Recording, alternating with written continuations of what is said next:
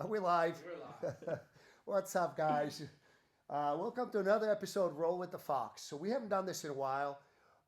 So attacks from close guard. As you know, I'm a big proponent of split guard and, open guard. However, there's always a risk when you open your guard, and sometimes people, especially at the lower level, feel more comfortable attacking from close guard. It does limit your options of what you can do with things, but especially with the gi, there's quite a few good options that you can hit from close guard. So one of the first things when I attack from close guard is I want his hands off my torso. So in no gi, it's easy. I just slip them off. But with the gi, you may have to break the grip. So usually what I'll do is go under. You can go under the other way.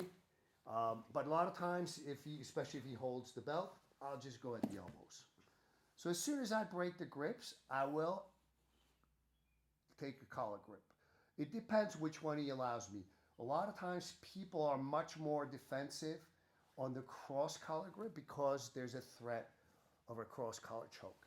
So if I can't get the cross collar grip, I go directly across. This helps me control his posture. But if I can get the cross collar grip, I immediately go into offensive mode. I immediately put my foot on the hips and I start to pivot. Now, there's a couple of different variations of cross collar choke. If I'm mounted, generally speaking, I'm going to try to get sort of the handle that I created here with my grip.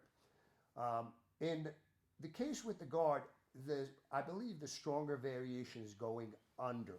That is a stronger variation. All right, so again, if I'm mounted, I'm going to use either thumb in or I'm going to use the handle. In the guard, I'm going to go under and I'm going to go as deep as it lets me. And from here, I immediately bring my elbows to my chest. So this is just a classical cross collar from the guard. So again, first thing, I want his hands off me.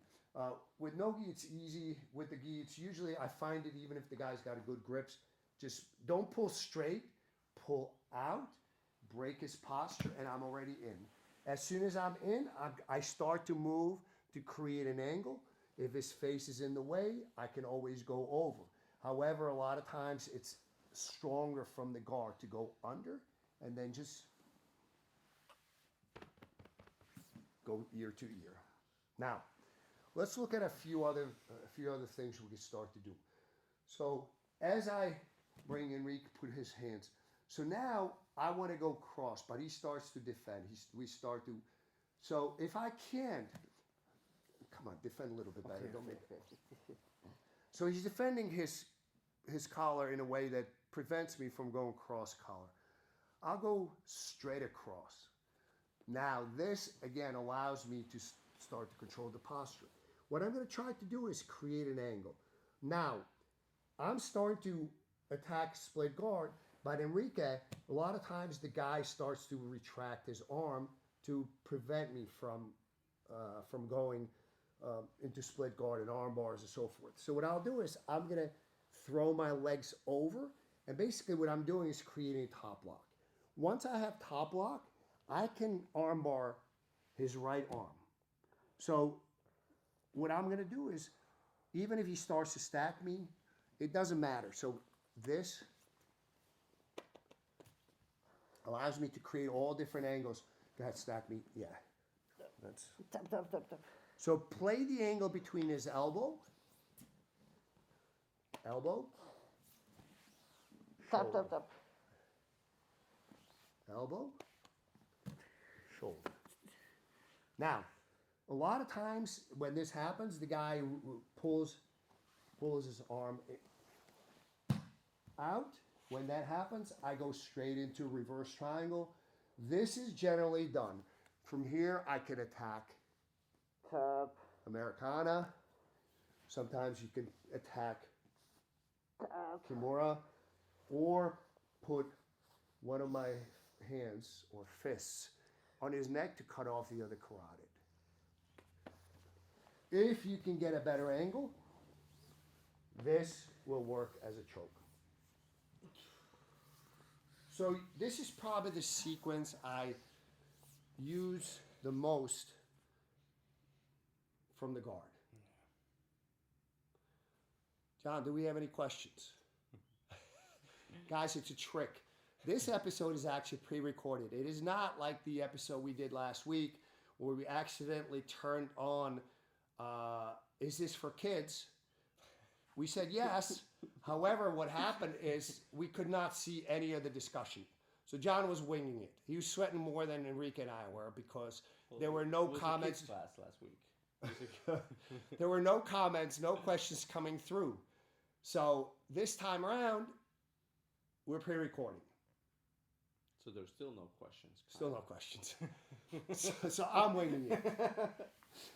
But this is sort of the way I attack from a closed guard. First thing, get his hands off me. Again, there's various methods. If I can get a cross collar grip, I will. From here, I immediately, again, I can go over. In this case, I'm already getting a good angle, so I'm going to go over. If he's a little bit more square up to me, I'm going to go under and from here attack. Now, as Enrique prevents me from getting the cross collar choke, what I'll do is control his posture. Posture up a little bit, he cannot. Now, from here, I start to attack. As Enrique tries to defend, I can always start to go into perpendicular guard. I'm looking to cross my ankles. From here, I have arm bars. If it's under my armpit, this is even more brutal, but let's assume that it's not under my armpit, depending on how he positions. If he's stacking me, I can use my hips. Tap. If he tries to turn away, I attack Tap, tap. the elbow.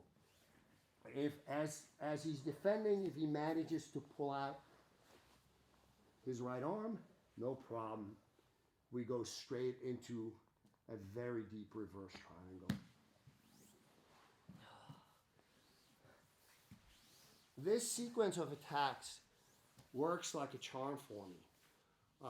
At the end of the day, when I attack from the guard, one of the most important aspects is to keep their posture broken. If somebody has posture, they in a self-defense scenario, obviously they can hit you. In a grappling scenario, they can start passing your guard. If their posture is broken, the first thing they need to do before they can do either one of those things is to establish their posture. So they're effectively a step behind. From that point, we create an angle. So again, as I get his hands off me, but guys, by the way, even if the guy has good grips, one of the most effective ways is to just not pull forward, pull in an arc. Elbows breaks their posture. I'm already on his collar.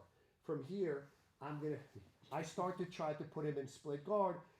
The guy drives. So the one way to avoid, if he starts to back up, why are you laughing? Is this funny to you? No, because it's painful. Oh, so you laugh at pain. So from here, I start to put him in split guard. So the way to avoid that is to drive forward.